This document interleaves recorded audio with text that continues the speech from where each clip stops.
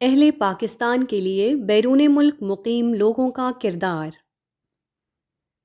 بیرون ملک مقیم لوگ عام طور پر معاشی طور پر مستحکم ہوتے ہیں، مگر بدقسمتی سے بیرون ملک مقیم پاکستانی خود کو معیار زندگی بلند کرنے کی ختم نہ ہونے والی دوڑ کا حصہ بنا لیتے ہیں۔ بیرون ملک بآسانی ملنے والے قرض کی بنا پر وہ ہر وقت اپنے گھر کو قیمتی اشیاء سے بھرنے کی فکر میں خواہش کے غلام بن جاتے ہیں۔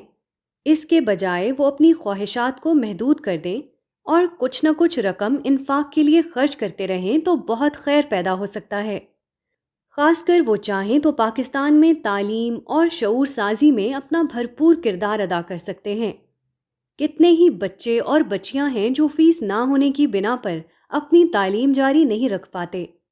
باہر رہنے والا ہر شخص بآسانی ایسے ایک دو بچوں کی ذمہ داری اٹھا سکتا ہے۔